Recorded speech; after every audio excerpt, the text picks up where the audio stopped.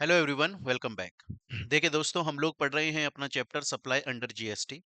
And ये chapter हमारा almost complete हो चुका है। इसके अंदर हमने सभी जितने भी हमारे टॉपिक्स हैं, जितने भी कॉन्सेप्ट्स हैं, वो बहुत ही डिटेल में जाकर हम लोगों ने पढ़ लिए। पर जितने भी टॉपिक्स दोस्तों हम लोगों ने इस चैप्टर के अंदर पढ़े, उससे रिलेटेड कुछ सर्कुलर्स हैं जो कि सर्कुलर्स इशू किए जाते हैं। सर्कुलर नॉर्मली इसलिए इशू किए जाते हैं, ऑल्दो मैंने ये आपको बेसिक्स चैप्टर के अंदर बताया था। सर्कुलर इसलिए इशू किए जाते हैं ताकि किसी कॉन्सेप्ट का अगर प्रॉपर क्लेरिफिकेशन देना है सिचुएशन वाइज, है ना, कि अगर ये सिचुएशन आ गई तो जीएसटी एप्लीकेबल, सप्लाई माना जाएगा कि नहीं माना जाएगा, जीएसटी उसके ऊपर एप्लीकेबल होगा कि नहीं होगा, टैक्स पे करना है कि नहीं करना है। ऐसी अलग अलग सिचुएशंस हो सकती हैं और क्वेश्चंस आपके एग्जाम में पूछा जा सकता है। उसके लिए गवर्नमेंट सर्कुलर इशू करती है ताकि प्रॉपर क्लेरिफिकेशन मिल जाए और आपको ये पता लग जाए कि किस सिचुएशन में किस ट्रांजैक्शन को सप्लाई कंसीडर किया जाएगा और जीएसटी एप्लीकेबल होगा, किसको सप्लाई कंसीडर नहीं किया जाएगा, जीएसटी एप्लीकेबल नहीं होगा। तो इस तरीके से हमारे कुछ 9-10 सर्कुलर के आसपास हैं जो कि हमें इस क्लास के अंदर पढ़ने हैं। ऑल दो सर्कुलर में आज हम इस क्लास में जो भी चीज पढ़ने वाले हैं, ऐसा नहीं है कि सर ये कोई नया कॉन्सेप्ट है जो कि हमने इस चैप्टर के अंदर नहीं पढ़ा है। सभी कॉन्सेप्ट्स हमने इसमें पढ़े हुए हैं।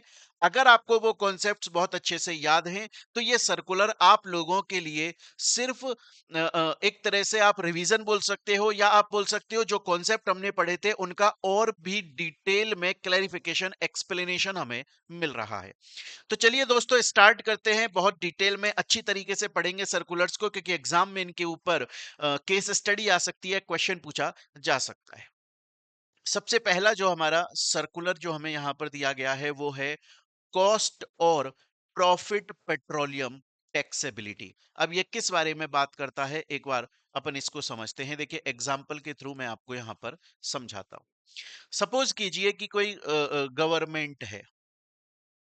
सपोज कीजिए गवर्नमेंट ने ना कोई टेंडर निकाला।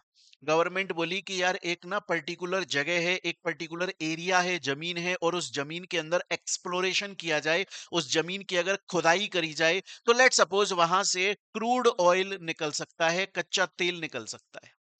या फिर मान के चलो गवर्नमेंट ने टेंडर निकाले, गवर्नमेंट ने बोला कि ये जो एरिया, ये जो जमीन है, हम इसका लाइसेंस देना चाहते हैं ताकि यहाँ पर कोई प्राइवेट कंपनी आकर, कोई भी कंपनी आकर एक्सप्लोरेशन करे, खुदाई बुदाई करे और यहाँ से गैस निकल जाए।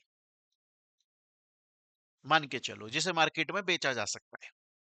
गवर्नमेंट खुद नहीं करना चाहती है। देखो, गवर्नमेंट ना ज्यादातर इन कामों को करती नहीं है। गवर्नमेंट इन कामों के लिए टेंडर या लाइसेंस दे देती है किसी को, और वो कंपनी गवर्नमेंट से लाइसेंस लेकर और वहां पे एक्सप्लोरेशन करती है, खुदाई करती है, जो भी निकलता है उसको मार्केट में बेचकर पैसा कमाती है। तो सपोज कीजिए इस काम के लिए एक एक्स लिमिटेड नाम की कंपनी है, उसने ये टेंडर ले लिया।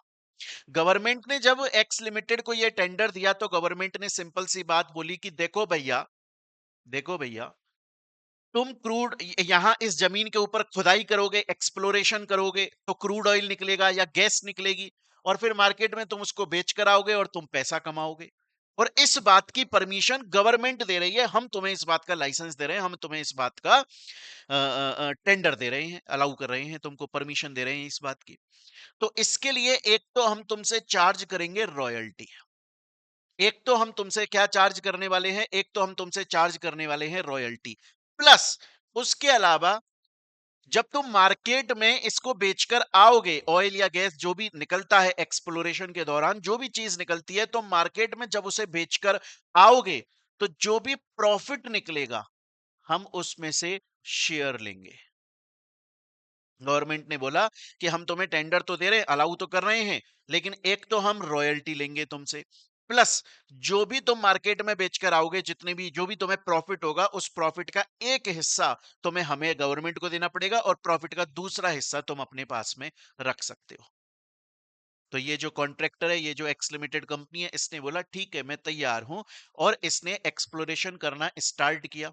अब आपको पता है दोस्तों, जब इसने एक्सप्लोरेशन किया होगा तो उसमें इसकी कॉस्ट लगी, उसमें इसकी कॉस्ट लगी। मान के चलो वहां से पेट्रोल निकाला जा रहा है ना, ऑयल निकाला जा रहा है, पेट्रोल में कन्वर्ट किया जाएगा मान के चलो, तो फिर इसकी वहां पर कॉस्ट भी लगी। और फिर जब वो ऑयल निकल गया तो मार्केट में ये बेच कर आ गया, मतलब इसने उसे बेच दिया मार्केट में। तो मानो एक्स अमाउंट के अंदर इसने इसको बेच दिया।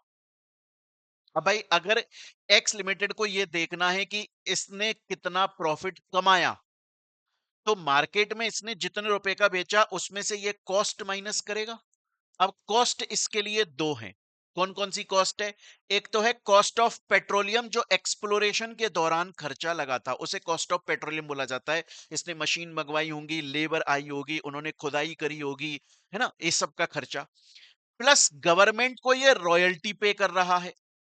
भाई चाहे इसको प्रॉफिट हो या ना हो, रॉयल्टी तो इसे गवर्नमेंट को पे करनी ही पड़ेगी। गवर्नमेंट बोलेगी भैया ये रॉयल्टी तो हम तुमसे लेंगे ही लेंगे, चाहे से खुदाई के बाद में यहां से पेट्रोल निकले, चाहे गैस निकले, चाहे ना निकले, चाहे तुम्हें प्रॉफिट हो चाहे ना हो, हमें इससे लेना देना नहीं है। रॉयल्टी का अमाउंट तो हमको चाहिए ही चाहिए, ये तो तुम्हारी फिक्स्ड कॉस्ट है।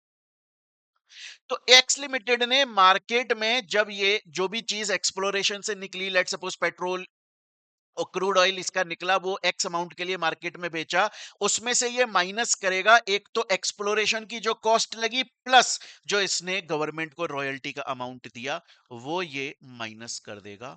तो अब जो अमाउंट बचा वो है इसका प्रॉफिट, वो है इसका प्रॉफिट। आ रही है मेरी बात समझ में? अब इस प्रॉफिट के दो हिस्से हो जाएंगे। एक हिस्सा तो जाएगा गवर्नमेंट के पास में, और दूसरा हिस्सा जाएगा इस एक्स लिमिटेड के पास में जिसको ये लाइसेंस मिला था।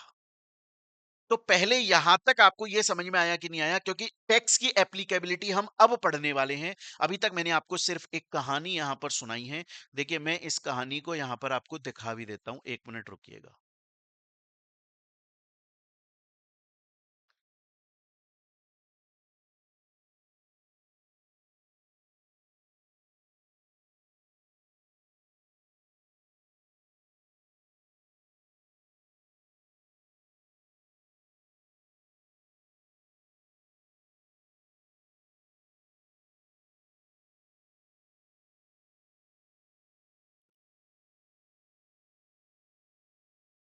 देखिएगा दोस्त,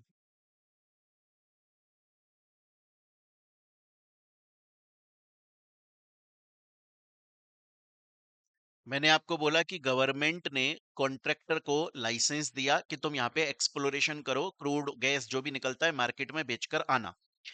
और इस बात के लिए हम तुमसे रॉयल्टी लेंगे ही लेंगे, प्लस जब तुम मार्केट में बेचोगे जो भी प्रॉफिट होगा उसमें हम शेयर भी लेंगे। कॉन्ट्रैक्टर ने खुदाई करी, मार्केट में बेच कर आया, उसमें से वो माइनस करेगा कॉस्ट पेट्रोलियम। अब कॉस्ट पेट्रोलियम में क्या क्या चीजें आती हैं? एक तो रॉयल्टी प्लस एक्सप्लोरेशन की जो कॉस्ट लगी वो माइनस कर ली, तो उसके पास में प्रॉफिट पेट्रोलियम आ गया, मतलब प्रॉफिट आ गया। सेल में से जब कॉस्ट निकाल दी तो प्रॉफिट आ गया। उस प्रॉफिट के दो हिस्से हो गए, एक हिस्सा गया कॉन्ट्रैक्टर के पास और एक गया गवर्नमेंट के पास में। अब हमें टैक्स की एप्लीकेबिलिटी देखनी है। तो अब अगर आप यहां पर देखोगे दोस्तों, तो अब हमारे पास में हमें तीन अमाउंट दिखाई दे रहे हैं। सबसे पहला जो हमें अमाउंट दिखाई दे रहा है वो है रॉयल्टी, जो कि कॉन्ट्रैक्टर ने गवर्नमेंट को रॉयल्टी पे करी। तो क्यों पे करी? क्यों पे, वजह क्या है? वजह क्या है सर? वजह यह है कि गवर्नमेंट ने अलाउ किया एक्स लिमिटेड को कि तुम इस पर्टिकुलर जमीन पर पर्टिकुलर टाइम के लिए एक्सप्लोरेशन कर सकते हो। तो हमने बोला था कि अगर किसी प्रॉपर्टी को पर्टिकुलर टाइम तक के लिए हम यूज करने के लिए दे रहे हैं, तो इसको सर्विस माना जाता है, सप्लाई ऑफ सर्विस माना जाता है ना, सप्लाई ऑफ सर्विस माना जाता है, और ये टैक्सेबल होती है। तो जो आपकी रॉयल्टी है दोस्तों, जो आपकी रॉयल्टी है वो टैक्सेबल है। क्यों टैक्सेबल है? क्योंकि ये सप्लाई ऑफ सर्विस है, इसलिए टैक्सेबल है। क्लियर हो गई ये चीज यहां तक? अब दूसरा अमाउंट आ जाते हैं। दूसरा अमाउंट कौन सा है कि सर ये जो कॉन्ट्रैक्टर है, इस कॉन्ट्रैक्टर ने जब एक्सप्लोरेशन किया, लेट सपोज कि इसके 10 लाख रुपए की कॉस्ट लगी थी, 10 लाख रुपए की इसकी कॉस्ट लगी थी, ये कॉस्ट ऑफ पेट्रोलियम, जो एक्सप्लोरेशन कॉस्ट है वो इसकी 10 लाख रुपए खर्च हुई, और फिर इसने उसे रिकवर कर लिया। मार्केट में इस जो भी एक्सप्लोरेशन के दौरान निकला था उसको बेचकर रिकवर कर लिया। क्या ये सप्लाई है? दोस्तों हमें एक चीज पता है, सप्लाई के लिए कम से कम दो पार्टीज होनी चाहिए। एटलीस्ट कम से कम दो पार्टीज होना जरूरी है अगर आप किसी भी चीज को सप्लाई बोलना चाहते हो तो। अगर दो पार्टीज नहीं है तो हम उसे सप्लाई नहीं बोलते हैं दोस्तों। यहां पर एक ही पार्टी है। एक्स लिमिटेड ने जब एक्सप्लोरेशन किया तो उसका 10 लाख रुपए का खर्चा हुआ और फिर उसने एक्सप्लोरेशन में जो भी निकला उसको बेचकर अपना वो खर्चा रिकवर कर लिया। एक ही तो, अकेली ही तो पार्टी है। किसको किस चीज की सप्लाई हुई? कोई सप्लाई हुई नहीं भाई। मेरा आज खर्चा हुआ और वो खर्चा मैंने रिकवर कर लिया, इसमें सप्लाई की बात कहां से आ गई? तो ये सप्लाई ही नहीं है। जो कॉस्ट ऑफ एक्सप्लोरेशन है वो सप्लाई ही नहीं है, और जब सप्लाई है ही नहीं तो जीएसटी लगने का उसके ऊपर सवाल ही पैदा नहीं होता। मेरे प्यारे प्यारे बच्चों, स्टूडेंट बोलता है ठीक है सर, मेरे को समझ में आ गया, यहां पर दो जो अमाउंट है उनका टैक्स ट्रीटमेंट क्या होगा, ये हमें 100% तरीके से क्लियर हो गया। रॉयल्टी का, कॉस्ट पेट्रोलियम का। तीसरे पर चलते हैं दोस्तों, तीसरे पर चलते हैं। तीसरा आता है कि सर गवर्नमेंट को शेयर दिया गया, गवर्नमेंट का शेयर दिया गया प्रॉफिट का। तो अब इस कॉन्ट्रैक्टर ने, एक्स लिमिटेड ने गवर्नमेंट को आखिर प्रॉफिट में से हिस्सा क्यों दिया? क्योंकि गवर्नमेंट ने इस कॉन्ट्रैक्टर को लाइसेंस दिया था कि आप मेरी प्रॉपर्टी पर से, गवर्नमेंट की प्रॉपर्टी, ऑब्वियसली गवर्नमेंट की प्रॉपर्टी में खुदाई वुदाई करके और जो भी मिलता है उसको मार्केट में बेचकर और पैसा कमा सकते हो। तो भैया गवर्नमेंट इसमें से खुद हिस्सा मांग रही है, तो ये एक तरह से देखा जाए तो सप्लाई है दोस्तों, सप्लाई ऑफ सर्विस है, सप्लाई ऑफ सर्विस है। आ रही है मेरी बात यहां तक समझ में? लेकिन लेकिन ये एग्जेम्प्ट होती है। याद रखिएगा दोस्तों, ये एग्जेम्प्ट होती है। अगर कोई कॉन्ट्रैक्टर एक्सप्लोरेशन करता है और जो पेट्रोलियम प्रॉफिट का हिस्सा गवर्नमेंट को देता है, वो सप्लाई ऑफ सर्विस है, क्योंकि गवर्नमेंट ने अलाउ किया था कॉन्ट्रैक्टर को कि तुम मेरी जमीन पे एक्सप्लोरेशन कर लो। तो ये लाइसेंस दिया गया, ये सप्लाई ऑफ सर्विस है, लेकिन ये एग्जेम्प्ट है। ये बात याद रखिएगा। क्लियर है ये चीज? तो मेरे ख्याल से दोस्तों आपको ये बात 100% तरीके से क्लियर समझ में आ गई। ठीक है?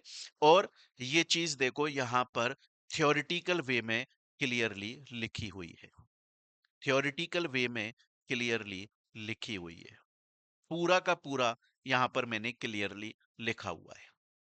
और उसके अलावा वैसे मान के चलिए कि अगर एग्जाम में इससे रिलेटेड, इस सर्कुलर से रिलेटेड क्वेश्चन आ जाता है, हालांकि ये सर्कुलर बहुत ज्यादा इंपॉर्टेंट नहीं है, आगे आने वाले सर्कुलर इंपॉर्टेंट है। कौन सा बहुत इंपॉर्टेंट है मैं बताता चलूंगा आपको।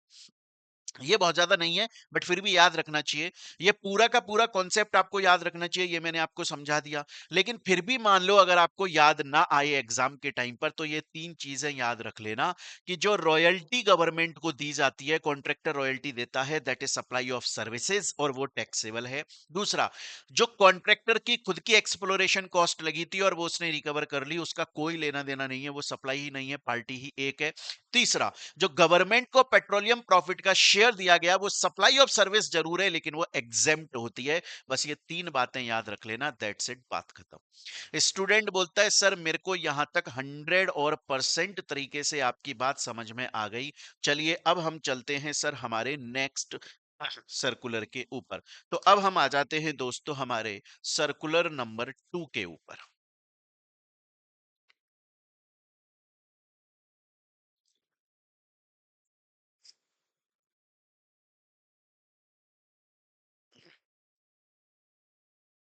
अब हम आ जाते हैं दोस्तों हमारे सर्कुलर नंबर 2 के ऊपर, और ये सर्कुलर नंबर 2 किस बारे में बात करता है? Sales promotion scheme. हालांकि ये वाला सर्कुलर में जो कंपोजिट एंड मिक्स्ड सप्लाई अपन लोग पढ़ते हैं, उसके अंदर भी मैंने समझाया है बहुत डिटेल में, यहाँ भी बहुत डिटेल में मैं आपको समझा देता हूँ। अब देखो, सेल्स प्रमोशन स्कीम के अंदर जो सबसे पहला आता है, वो है फ्री सैंपल एंड गिफ्ट। अब ये किस बारे में बात करता है?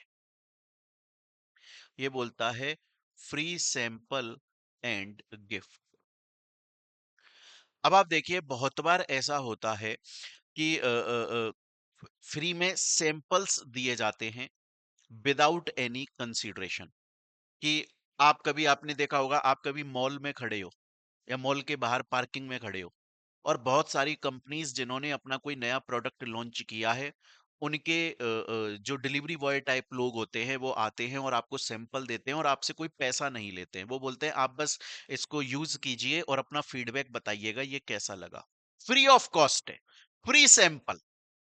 और याद होगा दोस्तों, हम लोगों ने पढ़ा था कि सप्लाई कब मानी जाती है? सप्लाई के लिए जरूरी है कि कंसीडरेशन होना चाहिए। सप्लाई के लिए जरूरी है, कंसीडरेशन होना चाहिए।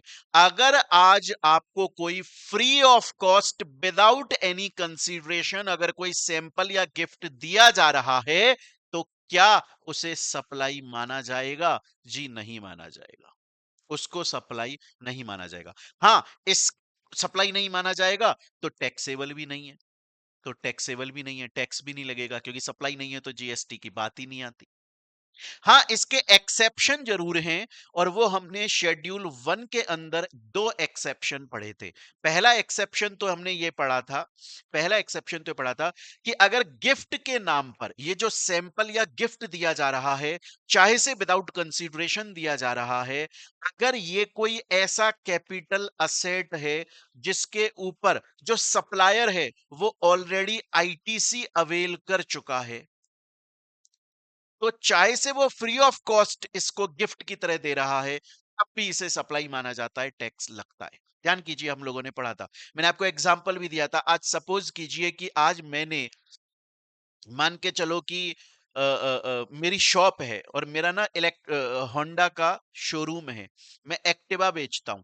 मैंने एक्टिवा कंपनी से एक एक्टिवा परचेज करी जो कि 1 लाख रुपए की है, और उसके ऊपर 18,000 रुपए का जीएसटी है जो मैंने पे किया, लेकिन मैंने उसका आईटीसी ले लिया ये बोलकर कि मैं तो इसे बेचूंगा, और जिस दिन बेचूंगा उस दिन कंज्यूमर से वो 18,000 रुपए लेके गवर्नमेंट को चुका दूंगा। गवर्नमेंट बोली ठीक है, मेरे पास में एट द एंड तो वो जीएसटी आ ही जाएगा ना।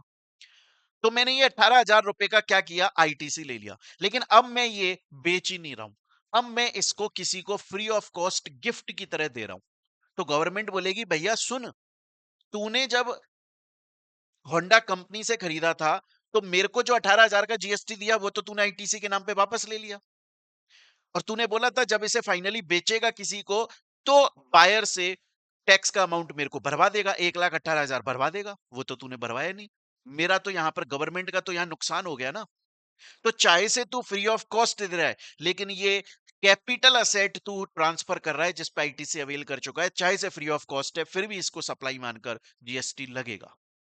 तो याद रखिएगा, अगर कोई फ्री सैंपल या गिफ्ट दिया जा रहा है तो वो सप्लाई नहीं है, क्योंकि विदाउट कंसीडरेशन है। बट एक्सेप्शन है, इस शेड्यूल 1 के अंदर हम लोगों ने पढ़ा था, अगर फ्री सैंपल या गिफ्ट आप कोई कैपिटल एसेट दे रहे हो जिसके ऊपर आईटीसी अवेल कर चुके हो, तो फिर वो सप्लाई माना जाएगा, चाहे विदाउट कंसीडरेशन है।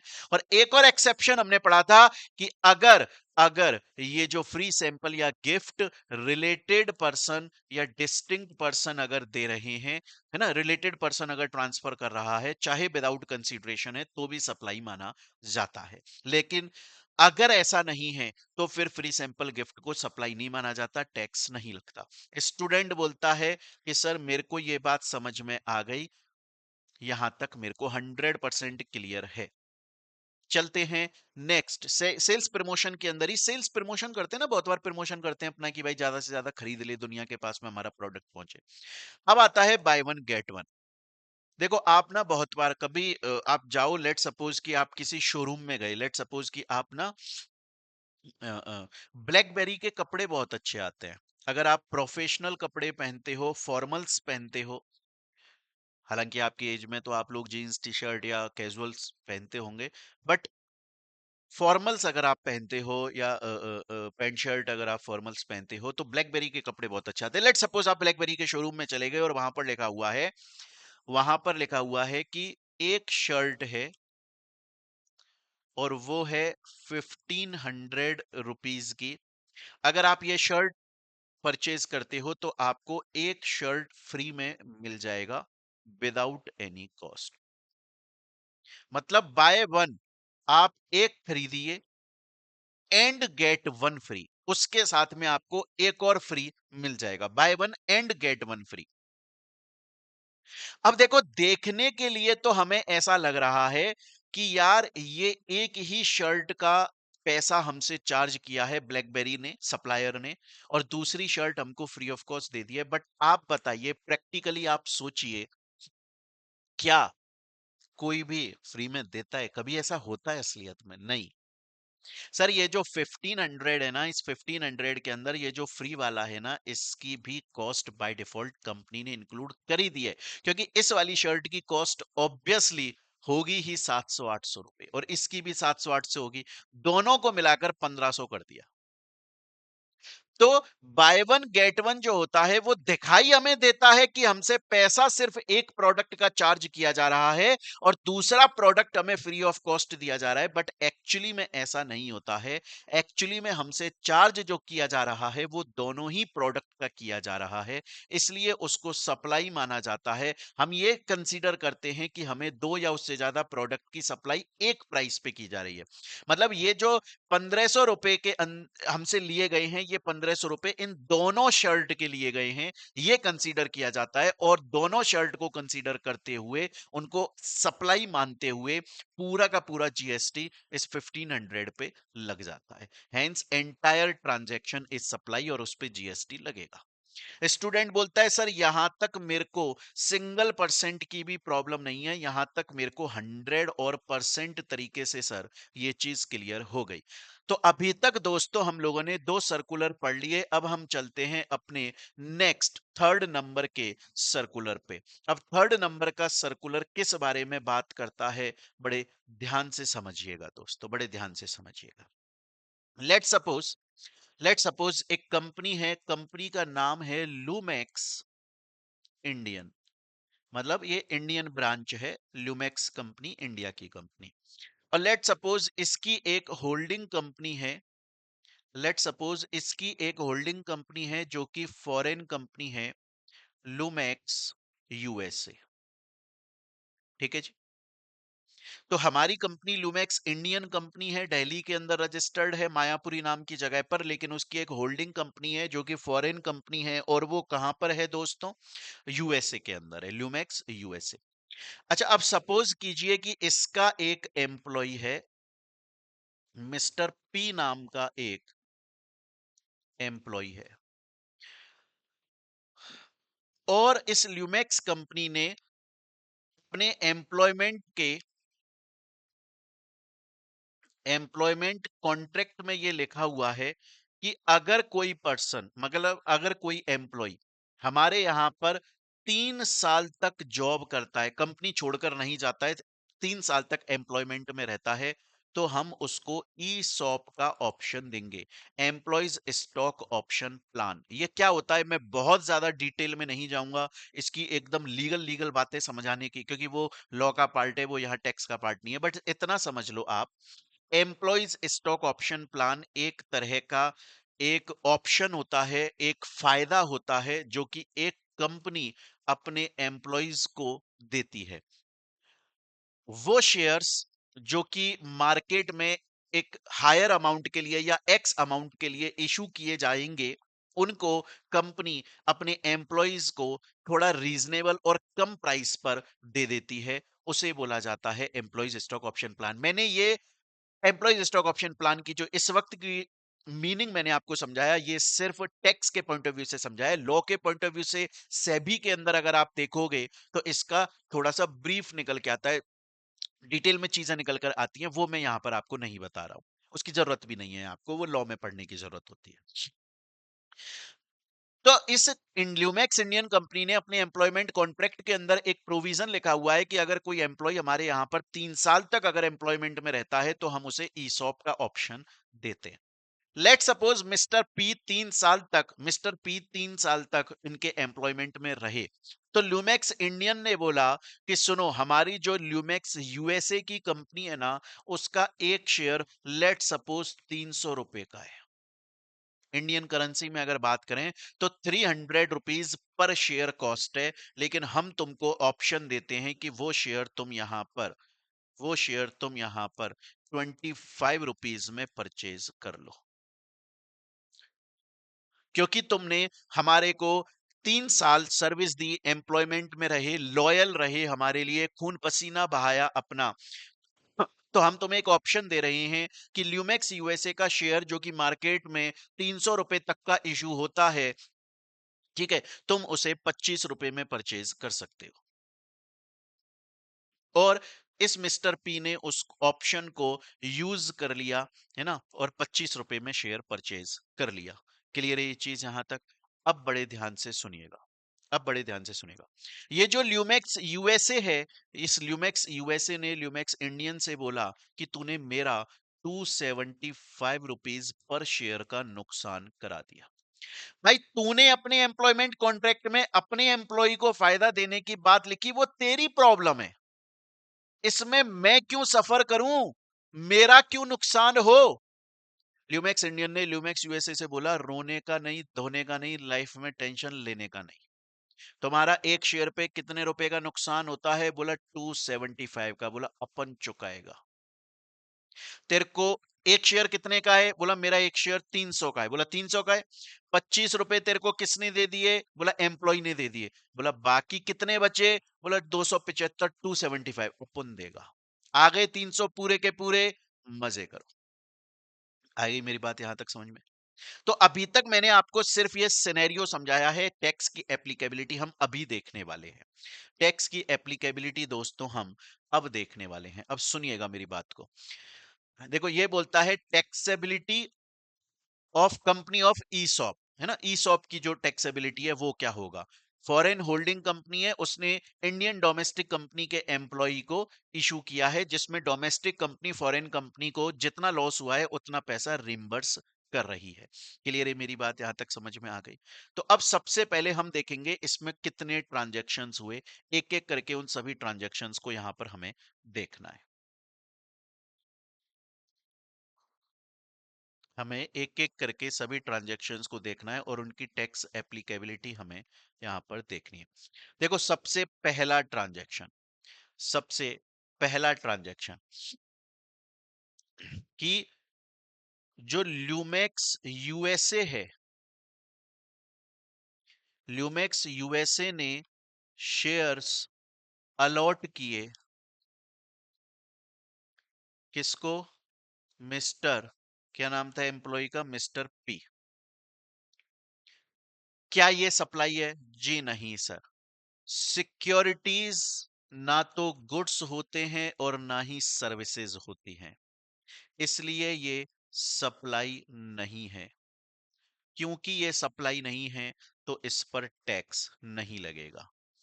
अलॉटमेंट या ट्रांसफर ऑफ सिक्योरिटी, भाई इस ल्यूमेक्स यूएसए ने जो इंडियन डोमेस्टिक कंपनी का एम्प्लॉय है उसको क्या अलॉट किया? शेयर्स, मतलब सिक्योरिटी अलॉट करी। सिक्योरिटी जो है वो ना तो गुड्स है ना ही सर्विस है, तो सप्लाई नहीं होते। सप्लाई नहीं है तो उसके ऊपर जीएसटी की एप्लीकेबिलिटी आती नहीं है। पहला ट्रांजैक्शन हमको समझ में आ गया। क्लियर है ये चीज यहां तक? अब आता है दूसरा। सर, जो इंडियन ल्यूमेक्स इंडियन है सर जो ल्यूमेक्स इंडियन है सर, उसने एक फायदा दिया मिस्टर पी को ईसॉप का। और क्यों दिया? क्योंकि मिस्टर पी ने इनको सर्विस दी थी। मिस्टर पी ने लॉयल रहे, 3 साल तक सर्विस दी, और इसकी वजह से ल्यूमेक्स इंडियन ने इसको एम्प्लॉयज स्टॉक ऑप्शन प्लान का फायदा दिया। लेकिन क्या आप ये समझ पा रहे हो कि ये एम्प्लॉयर है? क्या आप ये समझ पा रहे हो कि ये एम्प्लॉय है? क्या आप ये समझ पा रहे हो कि एम्प्लॉयर और एम्प्लॉय के बीच में जो ट्रांजैक्शन होता है वो सप्लाई नहीं माना जाता? शेड्यूल 3 में हम लोगों ने पढ़ा था। तो ये सेकंड वाला जो है वो भी सप्लाई नहीं है, उसके ऊपर भी टैक्स की एप्लीकेबिलिटी नहीं आती। क्लियर है ये चीज यहां तक? अब आता है तीसरा पॉइंट। अब आता है तीसरा पॉइंट कि जो ल्यूमैक्स इंडियन है, कि जो ल्यूमैक्स इंडियन है उसने 275 रुपीज पे किए ल्यूमैक्स यूएसए को। क्यों किए? क्यों किए? क्या वजह है कि ल्यूमैक्स इंडियन ने ल्यूमैक्स यूएसए को 275 रुपीज का पेमेंट किया? वजह क्या है सर? वजह यह है कि ल्यूमैक्स यूएसए ने सिक्योरिटी इशू करी थी जो कि 300 रुपए की थी, जिसमें से 25 रुपए एम्प्लॉय ने दिए, 275 एम्प्लॉयर ने दिए। क्या फर्क पड़ता है? ल्यूमैक्स यूएसए मार्केट में इशू करता अगर इस सिक्योरिटी को, कितना रुपया उसके हाथ में आता? 300। अभी कितना आया? 300। तो भैया है तो सिक्योरिटी ही ना। चाहे 25 रुपए मिस्टर पी एम्प्लॉय ने दिए, 275 ल्यूमैक्स इंडियन एम्प्लॉयर ने दिए, अरे आ तो 300 रुपए ही गए और उसके बदले में दी तो आपने सिक्योरिटी ही। तो अंततः एट द एंड सिक्योरिटीज में ही तो ट्रांजैक्शन हो रहा है। तो ये सप्लाई कहां से हो गई? सिक्योरिटी तो ना तो गुड्स है ना ही सर्विस है भैया, नॉट सप्लाई। लेकिन सर, लेकिन सर अगर हम यहां पर सिचुएशन चेंज कर दें, लेकिन सर अगर हम यहां पर सिचुएशन चेंज कर दें, सपोज करिए, सपोज करिए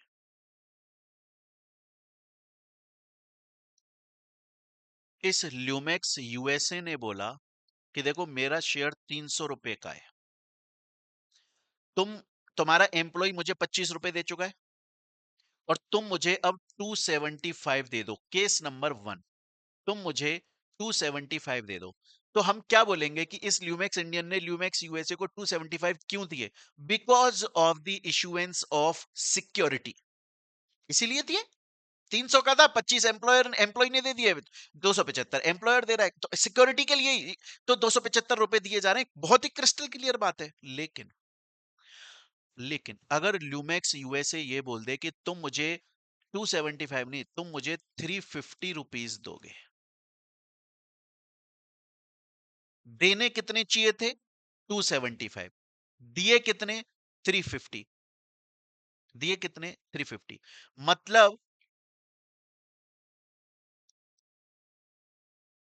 मतलब 75 रुपीज एक्स्ट्रा पे किए।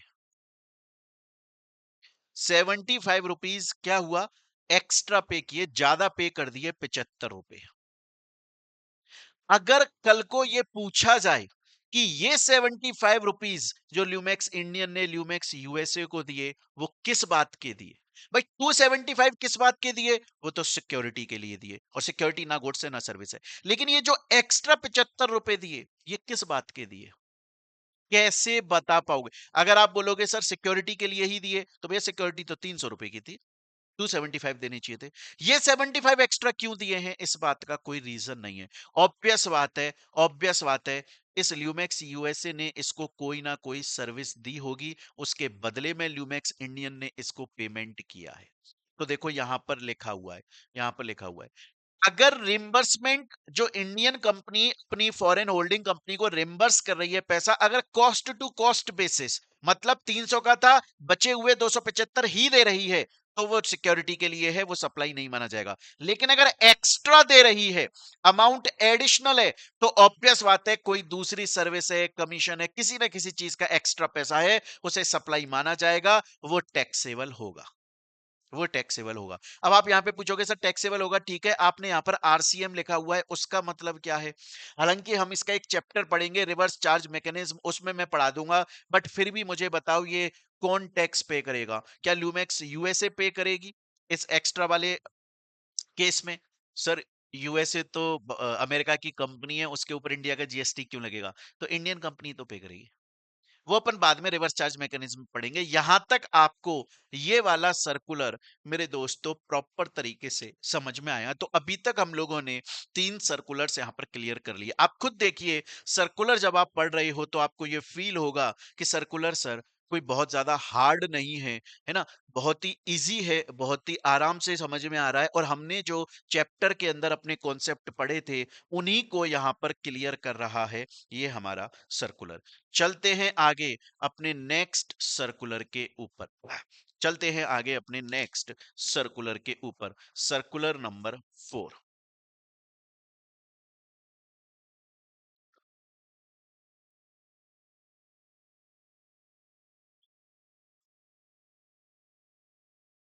Circular number 4।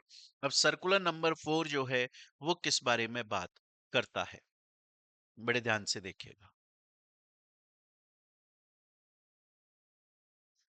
मुझे एक बात बताइए, आज लेट सपोज कि एक बैंक है, या मान के चलिए कोई भी लोन प्रोवाइडर है, कंपनी है, एनबीएफसी है, बैंक है, कोई भी है, और वो लोन दे रहा है, और वो लोन दे रहा है ना? तो ये कौन हो गया? ये हो गया लेंडर, जो लोन दे रहा है। और मान के चलो मिस्टर, या कोई कंपनी को दिया एबीसी को, तो ये कौन हो गया? ये हो गया सर बोरोवर। सही बात है। अब मुझे बताओ, अब मुझे बताओ, क्या ये जो लोन का अमाउंट है, लेट सपोज लोन दिया जा रहा है 200 करोड़ का, ये जो लोन दिया जा रहा है, क्या क्या ये सप्लाई माना जाता है? सर हमने पढ़ा है लोन मतलब मनी, और हमने पढ़ा है मनी ना तो गुड्स है ना ही सर्विस है, तो सर इसे सप्लाई नहीं माना जाता। नहीं माना जाता तो इसके ऊपर टैक्स नहीं लगता। ठीक है, ठीक है, इसके ऊपर टैक्स नहीं लगता। ठीक है। अच्छा, अब ये तो पहली बात हो गई। ये तो पहली बात हो गई लोन का अमाउंट। अब मैं आपसे दूसरी बात करता हूं। क्योंकि इस लेंडर ने एबीसी को लोन दिया 200 करोड़ का, तो ये 200 करोड़ पूरे वापस करेगा? हाँ जी सर, करेगा। क्या साथ में इंटरेस्ट भी वापस करेगा, ब्याज भी वापस करेगा? जी हाँ। तो ये 200 करोड़ तो मनी है। 200 करोड़ दिए, 200 करोड़ आ गए, तो पैसा ही तो सर्कुलेट हो गया। भाई मैंने आपको 200 करोड़ दिया, आपने मुझे 200 करोड़ वापस कर दिया, तो मनी है, ना तो गुड्स है ना सर्विस है। लेकिन जो इंटरेस्ट, जो ब्याज साथ में है, वो तो कमाई है। हाँ सर। तो क्या सर वो इंटरेस्ट को सप्लाई माना जाता है? माना तो जाता है। क्या उस पर जीएसटी लगेगा? हम पढ़ेंगे दोस्तों, हम पढ़ेंगे दोस्तों कि ये जो इंटरेस्ट है ये सप्लाई तो माना जाता है, लेकिन ये जीएसटी के अंदर एग्जेम्प्ट होता है। एग्जम्पशन चैप्टर में हम लोग पढ़ेंगे। एग्जम्पशन चैप्टर के अंदर हम लोग डिटेल में इसको पढ़ने वाले हैं दोस्तों। ये जो इंटरेस्ट है इसे सप्लाई बिल्कुल माना जाता है, लेकिन ये एग्जेम्प्ट होता है। एग्जेम्प्ट होता है, और एग्जम्पशन चैप्टर में हम लोग इसे पढ़ेंगे। ठीक है सर। हमें अभी तक दो ट्रांजैक्शन समझ में आ गए। पहला, लेंडर ने बोरोवर को लोन दिया, तो जो लोन का अमाउंट है सर वो तो डायरेक्टली मनी है। ऑब्वियसली बात है सर, मनी जो है उसको ना गुड्स ना सर्विस तो सप्लाई नहीं माना जाता। इंटरेस्ट कमाई है सर, बिल्कुल कमीशन इंटरेस्ट ये बिल्कुल सप्लाई माने जाते हैं। लेकिन हम पढ़ेंगे कि इंटरेस्ट, लोन के ऊपर जो इंटरेस्ट आता है वो एग्जेम्प्ट होता है। ठीक है सर, समझ में आ गया। लेकिन आपको पता है दोस्तों, आज एक बात बताइएगा कि अगर आज कोई बैंक, एनबीएफसी, कोई कंपनी में, कोई भी इस दुनिया का इंसान अगर किसी को लोन देगा, तो क्या बस ऐसे ही लोन दे देगा, या पहले पहले उसका वैल्यूएशन किया जाएगा, उसकी चेकिंग करी जाएगी? भाई चेकिंग करिए, पता लगाएंगे कि भैया ये लोन जो ले रहा है वो सही आदमी तो है, पहले इसने कोई डिफॉल्ट तो नहीं किया, इसके पास में कितनी प्रॉपर्टीज हैं, ये सब किया जाता है। उसको लोन के केस में नॉर्मली फाइल चार्ज बोला जाता है। Normally file charge. आप कभी भी फाइल कुछ भी लोन करोगे ना, अब मैंने जब होम लोन लिया था उससे पहले एक बंदा आया था और उसने पहले मेरे जो मैं घर पे लोन ले रहा था, जिस होम के ऊपर मैं लोन ले रहा था, उसका प्रॉपर वैल्यूएशन किया, आस पड़ोस के लोगों से पूछा ये इसी का ही घर है, रजिस्ट्री की कॉपी मांगी, बहुत सारे स्टाम्प पेपर पर मेरे से सिग्नेचर कराए। स्टाम्प पेपर भी तो पैसों के आते हैं। तो ये जो फाइल चार्ज के नाम पर पैसा खर्च किया जाता है ना? ये जो फाइल चार्ज, अदर चार्जेस होते हैं, जैसे लोन प्रोसेसिंग फीस हो गई, फैसिलिटेशन चार्ज हो गए, एडमिनिस्ट्रेशन फीस हो गई, स्टाम्प पेपर की फीस हो गई, वैल्यूएशन, एक वैल्यूअर जाता है अपनी गाड़ी का पेट्रोल डीजल खर्च करके, ये सब जो होता है, ये सब जो होता है, हाँ सर, ये सप्लाई है। हाँ सर, ये सप्लाई है और ये टैक्सेबल है। ठीक है सर। हमें लोन के केस में 3 बातें समझ में आ गई। लोन का जो मेन अमाउंट है, वो तो मनी है, वो सप्लाई नहीं है, उस पे टैक्स नहीं लगेगा। जो इंटरेस्ट है, वो सप्लाई है, लेकिन वो एग्जेम्प्ट है। जो फाइल चार्ज है, वो सप्लाई है, वो टैक्सेबल है। लेकिन दोस्तों, आज दोस्तों सोचिए कि अगर आप मेरे पास में लोन लेने के लिए आते हो, मैं आपका वैल्यूएशन करवाऊंगा। हम्म, या मैं आपके पास लोन लेने के लिए आता हूं, आप मेरा वैल्यूएशन करवाओगे, क्योंकि आप मेरे को सिर्फ एक टीचर की तरह जानते हो, या मैं अनजान व्यक्ति हूं आपके लिए, बैंक के लिए अनजान हूं। प्रॉपर फाइल चार्ज लगेगा, facilitation, administration, stamp paper, proper valuation किया जाएगा, सब कुछ होगा। लोन को प्रोसेस करने का पूरा प्रोसेस फॉलो किया जाएगा। लेकिन सोचो कि अगर कोई रिलेटेड पर्सन लोन लेने आ रहा है, सोचो कि अगर कोई रिलेटेड पर्सन है जो लोन लेने के लिए आ रहा है, तो फिर किस बात का लोन का प्रोसेस का ये स्टेप आएगा ही नहीं। भाई ये हम क्यों कराते हैं? ये लोन प्रोसेसिंग क्यों कराते हैं? क्योंकि जो हमसे लोन लेने आया है, हम उसे जानते नहीं है। हम उसके बारे में जानकारी ले रहे हैं। कैसे? हम, एक बंदा है जो वैल्यूअर है, जिसका काम है कि वो इसके गिवन एड्रेस पे जाएगा, आस पड़ोस से पूछेगा, रजिस्ट्री चेक कराएगा, वो पैसा लेगा। वो बंदा सर्विस दे रहा है। वो, आप सोचो ना कि एक जगह से दूसरी जगह वो अपनी बाइक से या कार से जा रहा है, पेट्रोल डीजल खर्च कर रहा है, अपना समय खर्च कर रहा है, फिर स्टाम्प पेपर पे बहुत सारे सिग्नेचर कराए जा रहे हैं, लिखवाए जा रहा है, कल को तुमने लोन नहीं दिया तो तुम्हारी प्रॉपर्टी कब्जे में, ब्ला ब्ला। लेकिन अगर कोई रिलेटेड पर्सन को मैं लोन दे रहा हूं, तो मैं तो उसको जानता हूं। मैं क्यों इस चीज के लिए लोन प्रोसेसिंग और ये सब करवाऊंगा? नहीं करवाऊंगा। मैं ये सब नहीं करवाऊंगा। आ रही है मेरी बात यहां तक समझ में? तो फिर उस केस में, तो फिर उस केस में वो शेड्यूल 1 में फॉल हो जाता है, और फिर उसको सप्लाई नहीं माना जाता, क्योंकि वहां पर कंसीडरेशन नहीं है। क्लियर है? No supply, not supply as no consideration. और फिर वो मैंडेटरी नहीं रहता है, जरूरी भी नहीं है, तो उसको नहीं माना जाता है। मेरे ख्याल से यहां तक की बात दोस्तों आपको समझ में आई होगी। अब देखिए दोस्तों, अब चलते हैं अपन अपने नेक्स्ट सर्कुलर के ऊपर, और नेक्स्ट सर्कुलर है हमारा टैक्सेबिलिटी ऑफ बाउचर्स। बड़े ध्यान से देखेंगे। बड़े ध्यान से देखेंगे। सपोज कीजिए दोस्तों, आप शोरूम में गए। लेट सपोज कि आप H&M के शोरूम में गए, या आजकल कपड़ों का एक बड़ा ब्रांड बहुत फेमस है स्निच नाम से। शायद मैं सही प्रनन कर पा रहा हूँ इसको। स्निच नाम से बड़ा फेमस है। पहले ऑनलाइन बहुत फेमस हुआ, वो ऑफलाइन में इसके स्टोर आ गए हैं। आप इस शोरूम में गए, और इस शोरूम में जाकर आपने शॉपिंग करी। आपने अपने लिए, अपने घर वालों के लिए कपड़े परचेज किए, और वो कपड़े, लेट सपोज आपने 10,000 रुपए की शॉपिंग करी। तो क्योंकि आपने जब 10,000 की शॉपिंग करी, तो आपको एक बाउचर मिला। उन्होंने एक बाउचर दिया और बोला कि जब आप नेक्स्ट टाइम आओगे हमारे शोरूम में शॉपिंग करने के लिए, क्योंकि अभी आपने 10,000 की शॉपिंग करी है, तो हम आपको एक बाउचर दे रहे हैं 2,000 रुपए का, कि आप जब नेक्स्ट टाइम हमारे यहां पर आओगे और नेक्स्ट टाइम जब शॉपिंग करोगे, तो आपको 2,000 रुपए का एक्स्ट्रा हम कुछ सामान दे देंगे विदाउट एनी कॉस्ट, अगर आप शॉपिंग करोगे। फ्यूचर में आओगे और आकर आप कोई भी चीज परचेज करोगे, और उसको उसके आप पैसे दोगे तो हम आपको 2,000 रुपए का ये बाउचर है, आप उसे यूज कर लेना, कोई भी 2,000 रुपए तक की चीज को फ्री में ले जाना। क्लियर ये चीज? ये बाउचर है। यहां पर हमें समझने वाली बात, जो जरूरी बात है वो ये है दोस्तों, कि ये जो बाउचर है वो ये बोल रहा है कि आपको फ्यूचर में हमारे शोरूम पे आना पड़ेगा, हमारे स्टोर पर आना पड़ेगा और कुछ परचेज करना पड़ेगा, पैसा खर्च करना पड़ेगा, तब आप इस 2,000 के वाउचर को यूज कर सकते हो। मतलब ये प्रीपेड नहीं है। मतलब ये नहीं बोल रहा है कि आप अभी फ्री ऑफ कॉस्ट 2,000 का कुछ लेकर चले जाओ, नहीं, प्रीपेड नहीं है। और समझते हैं, आएगा आपको और क्लैरिटी आएगी, बड़े ध्यान से देखिएगा। लेट सपोज मेरे को फ्लिपकार्ट से शॉपिंग करनी है 10,000 रुपए की, 10,000 रुपए की शॉपिंग।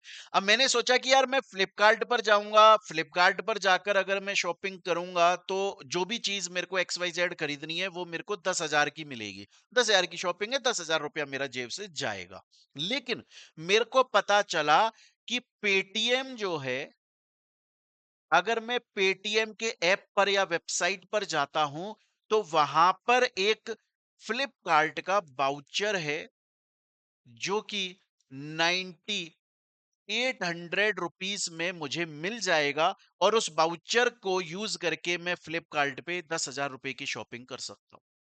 मतलब जहां मैं डायरेक्टली फ्लिपकार्ट के ऊपर जाता और 10,000 रुपए खर्च करता, वहीं सेम चीज, सब कुछ 10,000 की ही शॉपिंग मेरे को करने को मिल रही है। बस मुझे पेटीएम पर 9,800 रुपीज देने हैं, मुझे एक बाउचर मिलेगा, उस बाउचर से मैं फ्लिपकार्ट पे 10,000 की शॉपिंग कर लूंगा। मतलब बेसिकली देखा जाए तो मुझे 200 रुपए का यहां पर फायदा हो रहा है।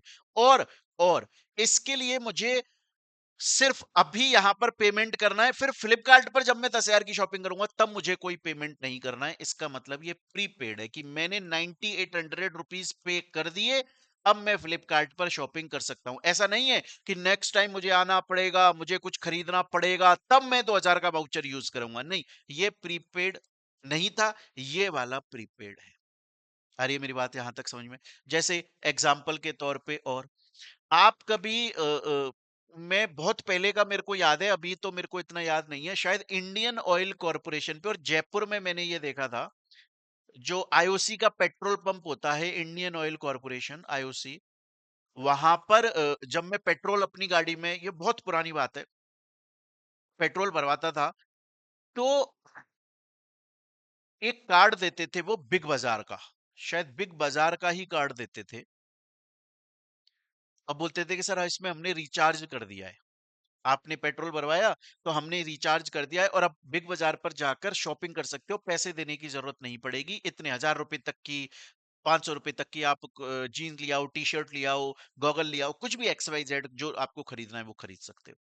तो मतलब एक तरह से ये टॉप अप करा लिया कि कार्ड जो है, कार्ड को मैंने टॉप अप करा लिया, है ना, पेट्रोल वहां भरवाया, कार्ड में उसने टॉप अप कर दिया, और अब मैं बिग बाजार में जाके शॉपिंग कर सकता हूँ।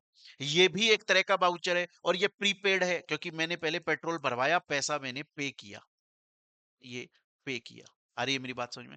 तो अभी तक हमने देखा कि बाउचर कैसे कैसे हो सकते हैं। एक तो होता है आपने शॉपिंग करी और बाउचर मिला, नेक्स्ट टाइम शॉपिंग जब करोगे तब आपको ये बाउचर यूज करने को मिल जाएगा। मतलब एक तरह से देखा जाए तो ये अधिकार दिया जा रहा है आपको। क्या दिया जा रहा है यहाँ पर? आपको अधिकार दिया जा रहा है कि हम ये आपको एक बाउचर देकर, बाउचर के माध्यम से हम आपको एक अधिकार, एक राइट दे रहे हैं कि आप जब नेक्स्ट टाइम आओगे और शॉपिंग करोगे, पैसा खर्च करोगे, तब आप 2,000 रुपए का वाउचर यूज कर सकते हो। मतलब ये एक्शनेबल क्लेम हो गया। क्या हो गया ये एक्शनेबल क्लेम हो गया। मुझे बताइए, क्या एक्शनेबल क्लेम, क्या एक्शनेबल क्लेम गुड्स की डेफिनेशन में आता है? नहीं सर, हमने बोला था सिर्फ स्पेसिफाइड एक्शनेबल क्लेम गुड्स की डेफिनेशन में आते हैं। बाउचर स्पेसिफाइड एक्शनेबल क्लेम नहीं था, वो 6 अलग है, हमने चैप्टर में पढ़े हैं। इसका मतलब ये एक्शनेबल क्लेम है तो इसे सप्लाई नहीं मानी जाएगी, जीएसटी नहीं लगेगा, जीएसटी नहीं लगेगा। हम बात कर रहे हैं अदर देन प्रीपेड। तो भैया ये तो प्रीपेड है ही नहीं, क्योंकि बोल रहा है नेक्स्ट टाइम आओगे पैसा खर्च करोगे तो 2000 का वाउचर यूज कर लेना। मतलब ये तो एक्शनेबल क्लेम है, और एक्शनेबल क्लेम जो है वो ना तो गुड्स गुड्स होता ही नहीं है। इसका मतलब क्या है, वो शेड्यूल 3 में आ जाता है, सप्लाई नहीं माना जाता, उस पर जीएसटी नहीं लगता। क्लियर है ये चीज यहां तक? ठीक है सर, यहां तक की कहानी हमको समझ में आ गई। अच्छा, अब बात करते हैं यहां पर इन दो की। ये सर प्रीपेड वाले, अरे भैया इसमें यहां पर आपने 9800 रुपीज पे किए, पैसा पैसा मनी आपने पे करी, और फ्लिपकार्ट पे 10,000 का सामान यूज कर लिया। ये तो मनी है ना, मनी। मनी सेम यहां पर आपने इंडियन ऑयल पर 1000 रुपए का पेट्रोल भरवाया तो कार्ड में टॉपअप मिला। ये तो मनी का ट्रांजैक्शन हो रहा है ना, मनी का। तो प्रीपेड इंस्ट्रूमेंट के अंदर आपको कौन सा ट्रांजैक्शन हो रहा है, मनी। और मनी गुड्स नहीं होती, इसलिए उसको सप्लाई नहीं माना जाता, जीएसटी नहीं लगेगा। तो सर समझ में आ गया, ये जो बाउचर का केस है, प्रीपेड वाले को actionable claim, other than prepaid वाले को एक्शनेबल क्लेम मानते हैं, प्रीपेड वाले को मनी का ट्रांजैक्शन मानते हैं, और उस पे टैक्स नहीं लगता है, सप्लाई नहीं होता है। ठीक है, लेकिन लेकिन सर एक बात बताओ, आज आज यहां पर ये वाले जो 9800 हैं, या ये यहां पर जो 1000 रुपए का टॉपअप करवाया, ये तो चलो सप्लाई नहीं माना जा रहा है। लेकिन इनको यूज करके जो कल को नया प्रोडक्ट परचेज किया जाएगा, उसकी वैल्यू पर टैक्स लगेगा कि नहीं लगेगा? सर उसकी वैल्यू पर तो टैक्स लगेगा। ट्रांजैक्शन इन बाउचर, वो ये जो ट्रांजैक्शन हमने बाउचर के लिए, ये जो ट्रांजैक्शन किया है, ये जो बाउचर के लिए हमने 1000 रुपए का ट्रांजैक्शन 9800 का, वो सप्लाई नहीं है। लेकिन इस बाउचर को यूज करके कल को हम जो प्रोडक्ट परचेज करेंगे, उस पे जो H&M वाला है, स्निच वाला है, फ्लिपकार्ट, उसको तो जीएसटी गवर्नमेंट को पे करना पड़ेगा, उसको तो गवर्नमेंट को पे करना पड़ेगा। बाउचर का जो ट्रांजैक्शन है वो सप्लाई नहीं है, लेकिन बाउचर को यूज करके जो गुड्स सर्विसेज आप परचेज कर रहे हो, वो जरूर टैक्सेबल हो जाता है। स्टूडेंट बोलता है सर मेरे को यहां तक की कहानी समझ में आ गई, यहां तक मेरे को किसी भी तरीके की कोई भी प्रॉब्लम नहीं है। ठीक है सर, ठीक है। लेकिन अब यहां पर एक चीज बताइएगा दोस्तों, अब यहां पर एक चीज बताइएगा। मैंने आपसे बोला कि फ्लिपकार्ट और पेटीएम है, फ्लिपकार्ट ने पेटीएम से बोला कि देखो मैं 10,000 रुपए का एक बाउचर आपको देता हूं, मतलब बहुत सारे बाउचर देता हूं, एक बाउचर 10,000 रुपए का है, मैं आपको 9,000 रुपए में दे दूंगा उसको। मतलब पेटीएम वाले ने फ्लिपकार्ट को 9,000 रुपए पे किए एक बाउचर के, और पेटीएम ने उस सेम बाउचर को 9800 में बेच दिया। क्या पेटीएम फ्लिपकार्ट का एजेंट है? नहीं सर। यहां फ्लिपकार्ट भी प्रिंसिपल है, पेटीएम भी प्रिंसिपल है, दोनों अपना अपना बिजनेस कर रहे हैं। और और और ये जो पेटीएम ने बाउचर बेचा, क्या बाउचर गुड्स या सर्विसेज में आता है? नहीं। और ये जो ट्रांजैक्शन हो रहा है सर, ये तो मनी का ट्रांजैक्शन हो रहा है, तो इसको तो सप्लाई माना ही नहीं जाएगा, इसको तो सप्लाई माना ही नहीं जाएगा, क्योंकि दोनों प्रिंसिपल टू प्रिंसिपल बेसिस पे कर रहे हैं। तो ये ट्रांजैक्शन का जो बाउचर हुआ है, बाउचर का जो ट्रांजैक्शन है, वो सप्लाई नहीं है।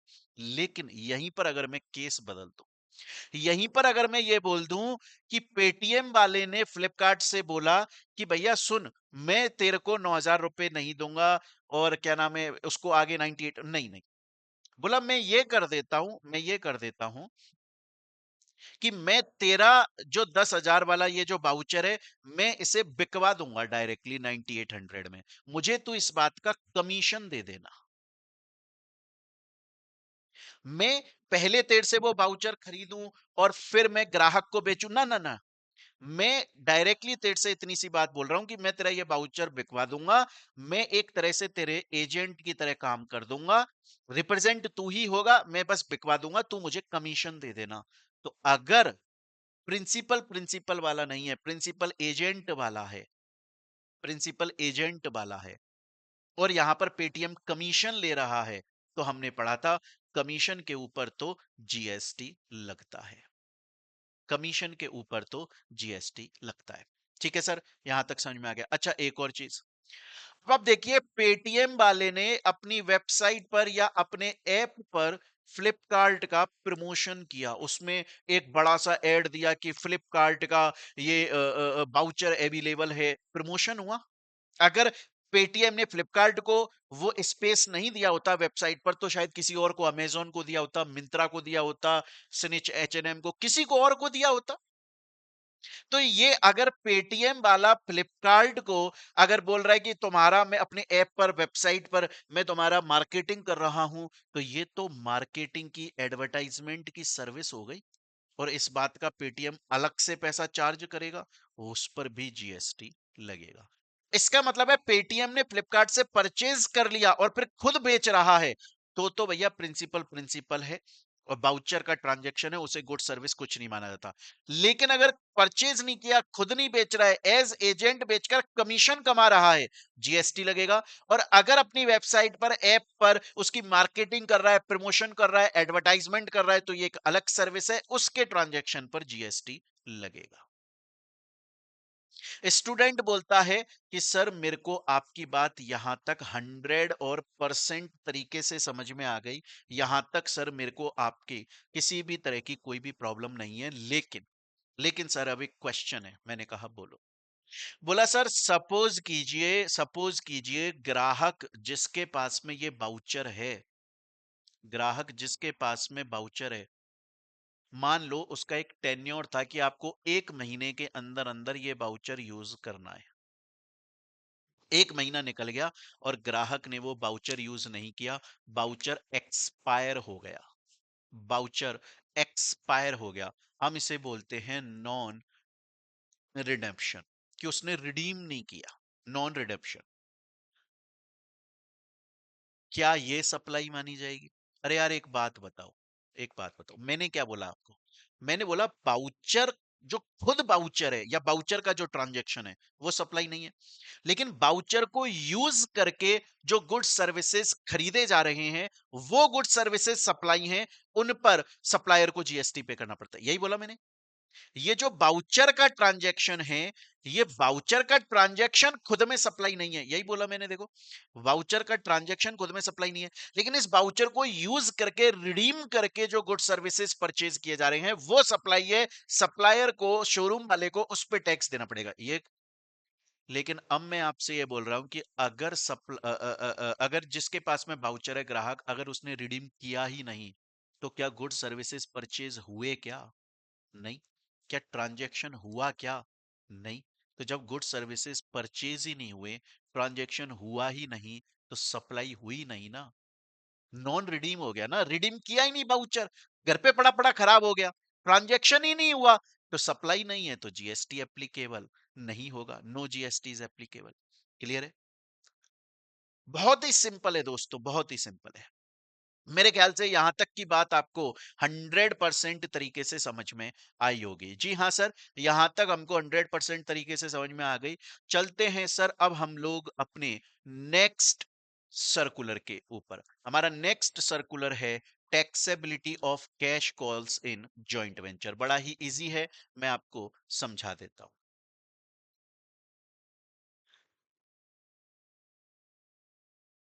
Case number 1। सपोज कीजिए 4 पार्टनर हैं, mister A, B, C and D. ठीक है। सपोज कीजिए इन्होंने बोला कि हम चारों मिलकर एक वाटर प्लांट ओपन करते हैं, नया, एक नया वाटर प्लांट ओपन करते हैं, या कोई प्लांट ओपन करते हैं, लेट सपोज। और बोला कि हम लोग ना चारों इसमें पैसा कंट्रीब्यूट करेंगे, लेट सपोज हम सभी 50 करोड़ ईच कंट्रीब्यूट करेंगे, चारों मिलकर, और फिर इस प्लांट को अपन चलाएंगे। इसको हम बोल रहे हैं जॉइंट वेंचर। ये एक तरह का इन लोगों ने मिलकर काम स्टार्ट किया, जॉइंट वेंचर है। और ये जो पैसा है, इसको बोला जाता है कैश कॉल्स। तो अगर जॉइंट वेंचर में लोग कंट्रीब्यूशन दे रहे हैं, कैपिटल लगा रहे हैं, लागत लगा रहे हैं, पैसा कंट्रीब्यूट कर रहे हैं ताकि ये चालू हो सके, क्या ये सप्लाई है? अरे यार, क्या किस चीज का ट्रांजैक्शन हुआ? सर कुछ नहीं, बस पैसा, मनी लगाई है। तो जब मनी ही लगी है, पैसा है, तो मनी ना तो गुड्स है ना सर्विस है, तो ये तो जीएसटी के अंदर आएगा ही नहीं, सप्लाई नहीं माना जाएगा। भाई कैपिटल कंट्रीब्यूशन है ना, कैपिटल ही तो लगाती तो लगाइए आपने ताकि धंधा चालू हो। एक बार चालू हो जाएगा फिर आगे आप सप्लाई करोगी तब की बात अलग है, अभी तो आपने ट्रांजैक्शन सिर्फ मनी का किया है, पैसे का किया है, सप्लाई है ही नहीं। लेकिन सोचो अगर मैं केस नंबर 2 बना दूं इसको, और अगर मैं आपसे अभी ये बोलने लग जाऊं दोस्तों, और अगर मैं आपसे ये बोलने लग जाऊं कि मिस्टर ए का ऑलरेडी प्लांट चल रहा है, मिस्टर बी सी डी इन्होंने बोला कि हम लोग 50-50 करोड़ रुपए इन्वेस्ट करते हैं ईच, ताकि ये प्लांट अच्छे से और बेहतर तरीके से ऑपरेट हो जाए और हमारा जॉइंट वेंचर हो जाए। तो यहां पे देखो बी सी डी ने तो कैपिटल कंट्रीब्यूट करी, लेकिन मिस्टर ए ने तो पैसा नहीं लगाया क्योंकि उसका तो ऑलरेडी प्लांट चल रहा है। मतलब मिस्टर ए ऑपरेटिंग मेंबर है। मिस्टर ए कौन है? Operating member. तो एक तरह से मिस्टर ए सर्विस दे रहा है कि ठीक है तुमने पैसा लगाया है, मैं इस प्लांट को ऑलरेडी चला रहा हूं, अब और अच्छे से चलाऊंगा, अपना जॉइंट वेंचर है और प्रॉफिट कमाएंगे। तो मिस्टर ए एक तरह से ऑपरेटिंग मेंबर है, वो कैपिटल नहीं लगा रहा है अब इस वक्त पे। अब इस वाले ट्रांजैक्शन में सिर्फ कैपिटल इन्होंने लगाई है, तो इन्होंने मनी में ट्रांजैक्शन किया है, वो सप्लाई नहीं है, लेकिन ये सर्विस दे रहा है एक तरह से। ये इन तीनों को, इन तीनों ने जो 50-50 150 करोड़ रुपए लगाए, उसके लिए मिस्टर ए एक तरह से इनको ऑपरेटिंग मेंबर बन के सर्विस दे रहा है, ये सप्लाई माना जाएगा और इसके ऊपर जीएसटी लगेगी। स्टूडेंट बोलता है सर यहां तक की कहानी मेरे को 100% तरीके से समझ में आ गई, यहां तक मेरे को किसी भी तरीके की कोई भी प्रॉब्लम नहीं है। चलते हैं दोस्तों आगे नेक्स्ट वाले सर्कुलर के ऊपर। ये सर्कुलर भी बहुत इजी है और बहुत कॉमन सेंस का सर्कुलर है, आप बड़े ध्यान से देखिएगा, इसका आंसर आप अभी खुद 1 मिनट में बता दोगे।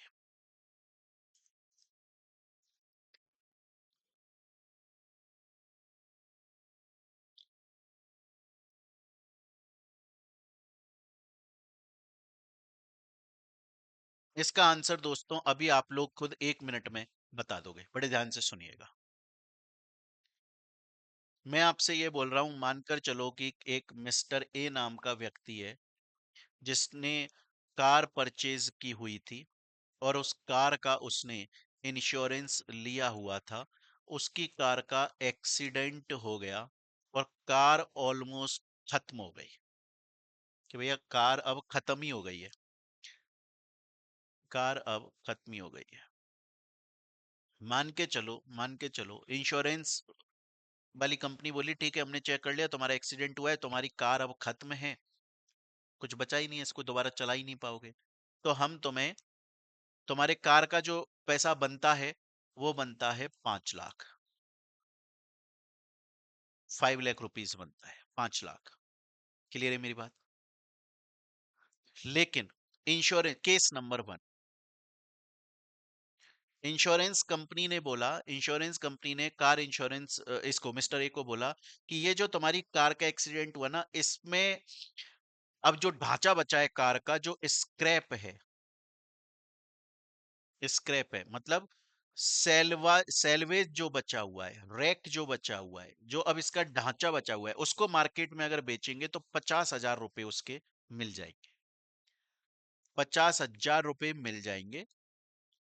जो भी कार का अब कबाड़ बचा है, सेल्वेज वैल्यू जो मिलेगी, रैक वैल्यू जो मिलेगी हमको, है ना, जो सेल्वेज वैल्यू मिलेगी, जो रैक वैल्यू मिलेगी, सेल्वेज या रैक वैल्यू, वो 50,000 रुपए मिल जाएगी।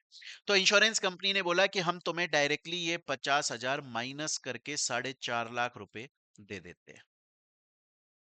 भाई 5 लाख कार की वैल्यू है, इसमें से 50,000 का तो तुम ये स्क्रैप बेच दोगे, रैक सेल्वेज वैल्यू 50,000 तुमको रिकवर हो जाएगी, तो हम तुम्हें 4.5 लाख दे देते हैं। तो अब मुझे एक बात बताइए, ये जो कार का स्क्रैप है, अभी इसके ऊपर हक किसका है, ओनरशिप किसकी है? सर मिस्टर ए की ओनरशिप है, मिस्टर ए की ओनरशिप है। क्या इंश्योरेंस कंपनी का इसके ऊपर कोई लाइबिलिटी बनती है? स्क्रैप के ऊपर नहीं। क्या इंश्योरेंस कंपनी इस 50,000 के ऊपर जीएसटी पे करेगी? नहीं। तो इस 50,000 के जब बेचा जाएगा, जब जब इस कार का सेल्वेज स्क्रैप बेचा जाएगा, तो कौन बेचेगा? मिस्टर ए बेचेगा, क्योंकि मिस्टर ए के हक में है, क्योंकि इंश्योरेंस कंपनी ने पैसा काट के दिया है मिस्टर ए को। मिस्टर ए बोलेगा अब ये मेरा है स्क्रैप, मैं इसे मार्केट में बेच रहा हूं, मेरे पास में 50,000 रुपए आ रहे हैं, इसके ऊपर मैं गवर्नमेंट को जीएसटी पे करूंगा। तो जो स्क्रैप है उसके ऊपर जीएसटी कौन पे कर रहा है? Mister A. क्यों पे कर रहा है? क्योंकि इंश्योरेंस कंपनी ने अमाउंट जो है इंश्योरेंस का, उसमें से सैल्वेज वैल्यू को माइनस करके बचा हुआ पैसा मिस्टर ए को दिया। लेकिन अगर मैं केस 2 बोलूं यहां पर, और यहां पर मिस्टर ए बोले कि साहब कितना है आपके हिसाब से सैल्वेज वैल्यू? बोला 50। बोला आप बेच लेना, आप मुझे पूरा 5 लाख दे दो। तो अब मुझे बताइए कि इंश्योरेंस कंपनी ने पूरा 5 लाख मिस्टर ए को दिया, तो ये जो कार का स्क्रैप है उसके ऊपर मालिकाना हक किसका? इंश्योरेंस कंपनी का। इस स्क्रैप को मार्केट में बेचेगा कौन? Insurance company. तो पैसा जो आएगा 50,000 रुपए इंश्योरेंस कंपनी के पास में, उस पर जीएसटी कौन भरेगा? Insurance company. तो अगर इंश्योरेंस कंपनी उस सैल्वेज वैल्यू को माइनस करके, ऑलरेडी डिडक्ट करके बचा हुआ पैसा देती है, तो उस सैल्वेज वैल्यू के ऊपर जीएसटी ये पे करेगा मिस्टर ए। और अगर सैल्वेज वैल्यू को माइनस नहीं करती, पूरा पैसा इंश्योरेंस कंपनी देती है, तो वो स्क्रैप के ऊपर ओनरशिप इंश्योरेंस कंपनी की, इंश्योरेंस कंपनी उसे बेचेगी, जो भी पैसा आएगा वो इंश्योरेंस कंपनी जीएसटी भरेगी। कितना ही सिंपल है दोस्तों, लिखा हुआ है एक एक चीज। स्टूडेंट बोलता है कि सर मेरे को यहां तक की बात 100% तरीके से समझ में आ गई, यहां तक मेरे को किसी भी तरीके की कोई भी प्रॉब्लम नहीं है। चलते हैं हम लोग अपने नेक्स्ट सर्कुलर के ऊपर। ठीक है जी, चलिए।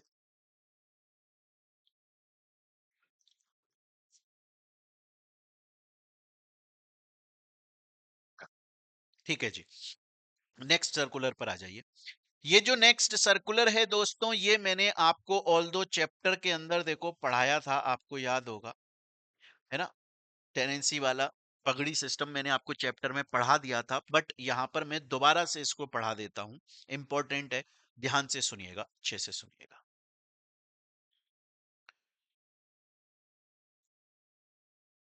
ध्यान से सुनिएगा। सपोज करिए कि ये है मोहित बंसल, और मोहित बंसल ने अपनी कोई प्रॉपर्टी प्रॉपर्टी रेंट पर दी। किसको? आ, मान के चलो राहुल को। मोहित ने राहुल को प्रॉपर्टी रेंट पर दी। क्लियर है? तो सबसे पहली बात, क्या ये सप्लाई मानी जाएगी? पहला पॉइंट, क्या इसे सप्लाई माना जाएगा? जी हाँ सर, इसको सप्लाई माना जाएगा। हम इसे नेक्स्ट पेज पे लिखते हैं, यहीं पर हाथ की हाथ इस पर लेके चलते हैं। हाँ सर, इसे सप्लाई माना जाएगा, क्योंकि प्रॉपर्टी रेंट पर दी जा रही है, मतलब सर्विस दी जा रही है कि भैया आप मेरी प्रॉपर्टी को यूज कर सकते हो इतने पर्टिकुलर टाइम तक, उस बात का मुझे पैसा दो। और इसे सप्लाई माना जाएगा, सप्लाई ऑफ सर्विस माना जाएगा इसको, और इसके ऊपर जीएसटी एप्लीकेबल होगा। लेकिन एक्सेप्शन है, लेकिन एक्सेप्शन है, नहीं माना जाएगा। मतलब सप्लाई तो माना जाएगा, लेकिन एग्जेम्प्ट हो जाएगा, जीएसटी एप्लीकेबल नहीं होगा। कब? अगर दो सिचुएशन हो जाएं। पहली सिचुएशन, पहली सिचुएशन, या तो जो राहुल है, मतलब जिसको ये सब रेंट पर दिया जा रहा है, या तो वो अनरजिस्टर्ड पर्सन है,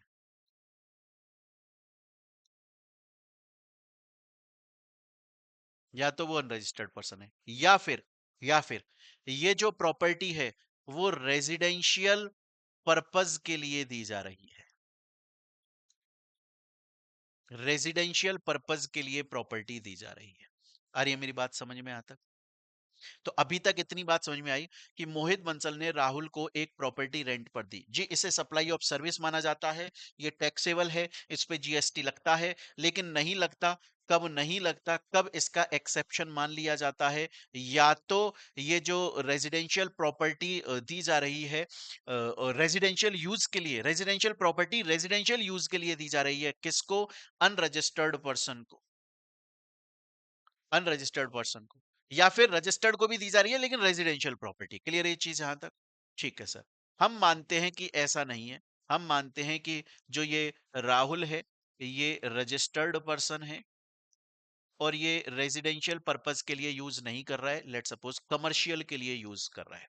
अब इस राहुल ने क्या किया? इस राहुल ने इस प्रॉपर्टी को आगे सबलेट कर दिया या सब रेंट पर दे दिया।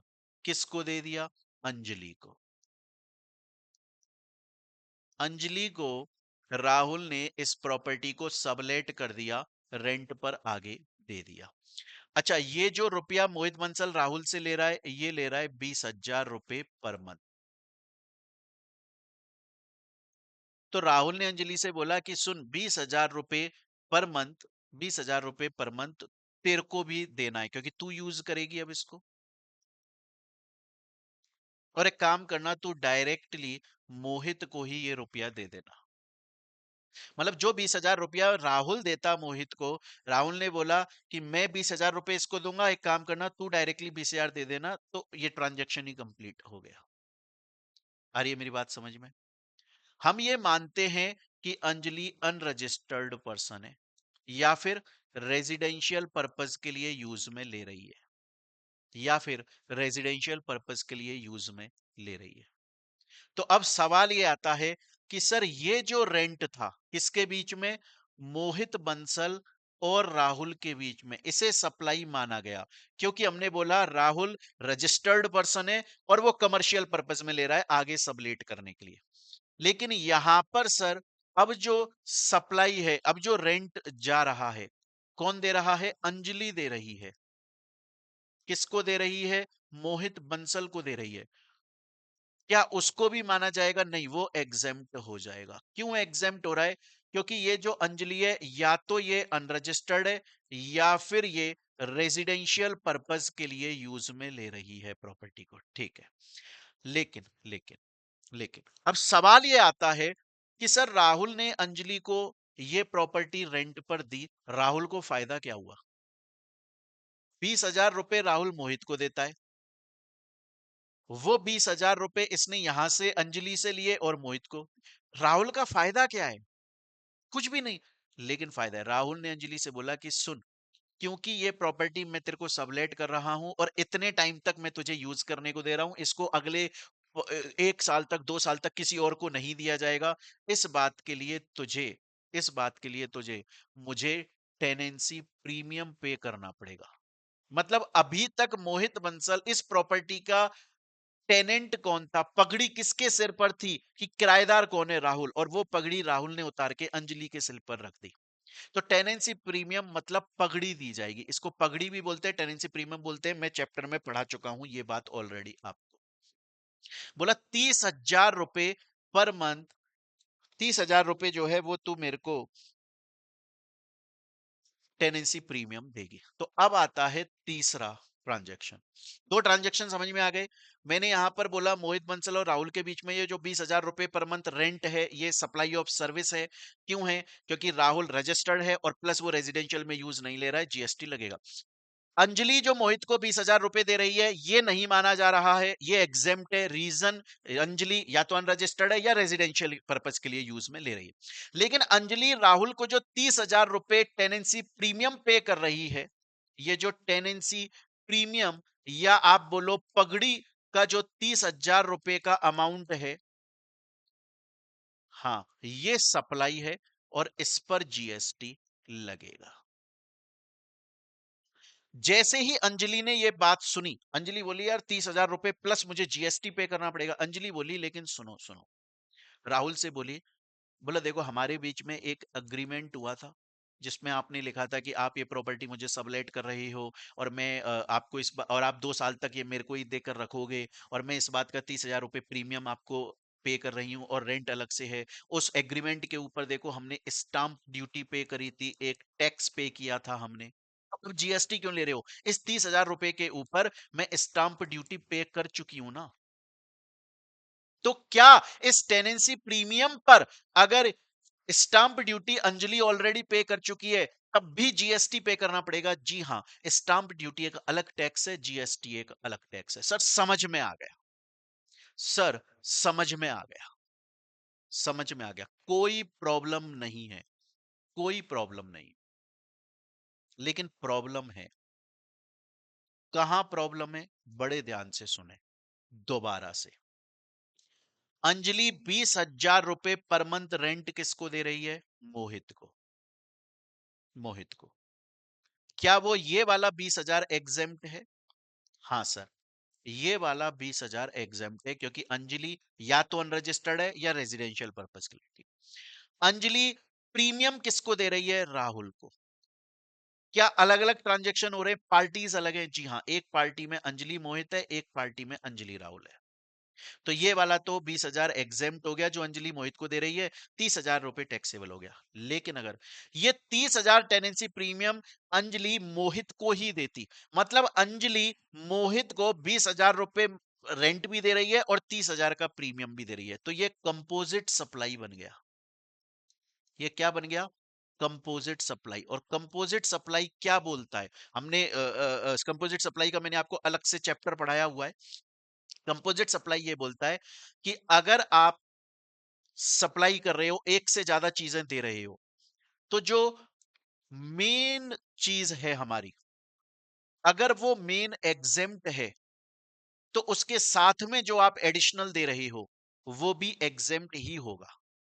मतलब अंजलि ने मोहित को जो 20,000 रुपए पर मंथ रेंट दिया वो मेन है, वो एग्जेम्प्ट है, तो ये जो टेनेंसी प्रीमियम है जो कि एक्चुअली में टैक्सेबल होना चाहिए वो भी एग्जेम्प्ट होगा, क्योंकि अंजलि टेनेंसी प्रीमियम भी मोहित को ही दे रही है।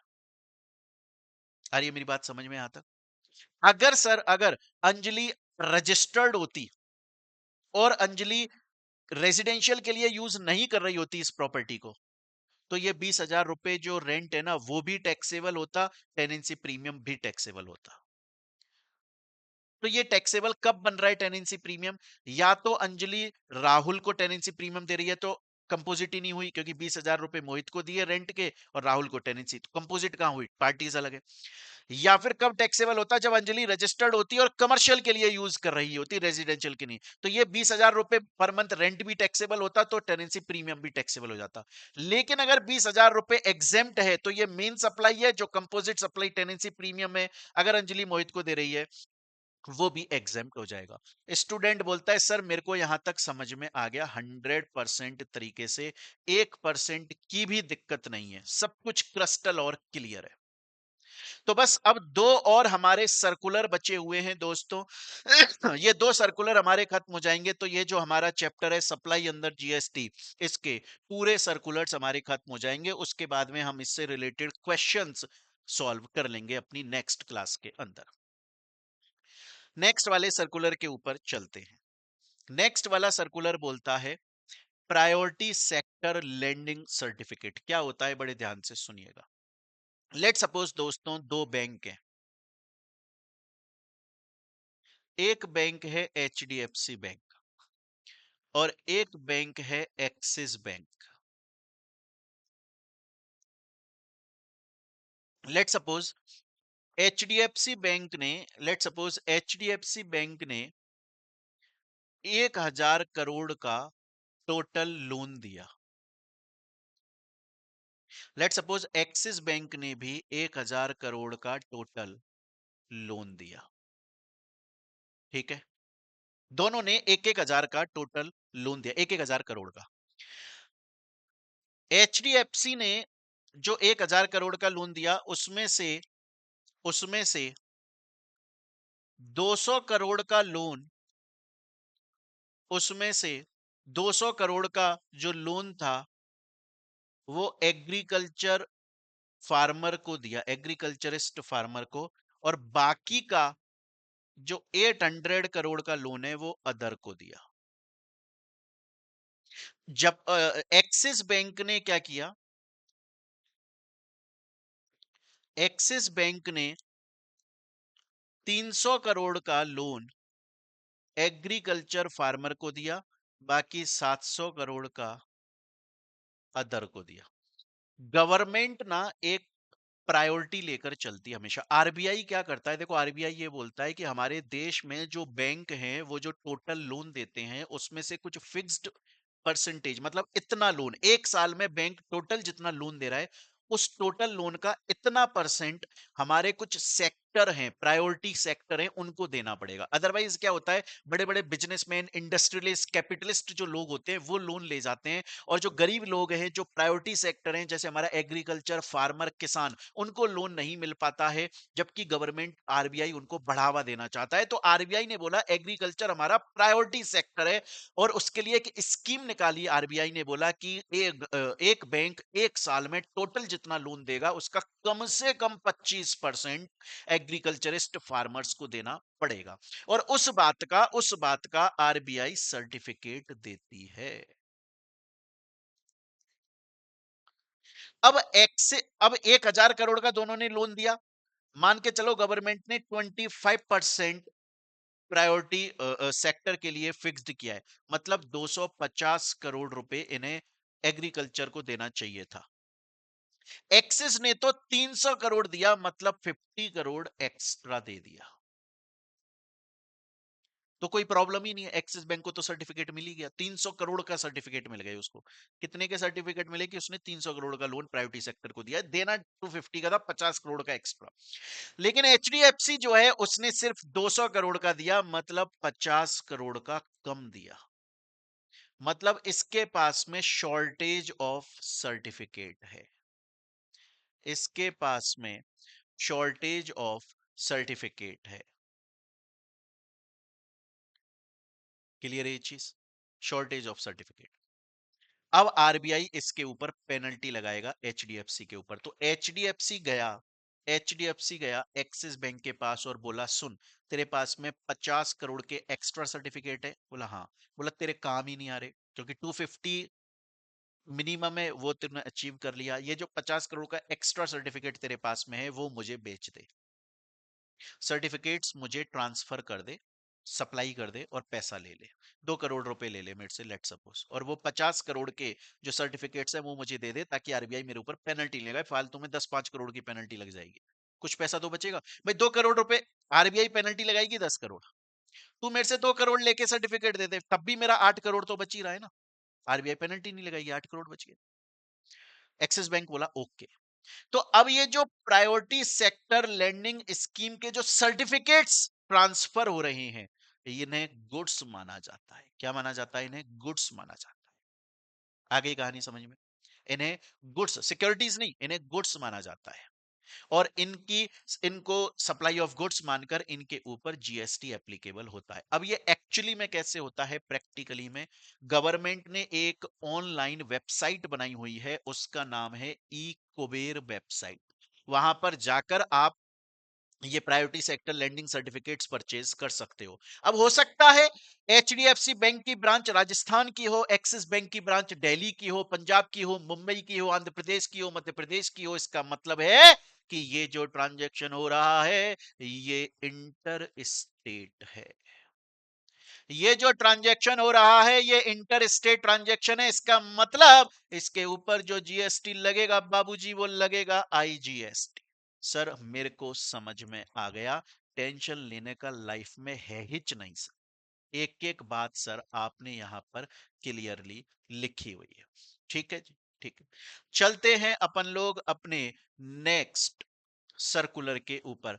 हालांकि नेक्स्ट सर्कुलर जो है वो मैंने चैप्टर पढ़ाते वक्त आपको बता दिया था, बट फिर भी एक बार दोबारा से और डिटेल में जाकर बता देता हूं दोस्तों।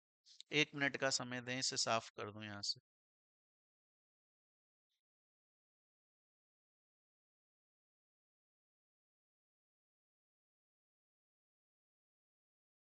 देखिएगा दोस्तों,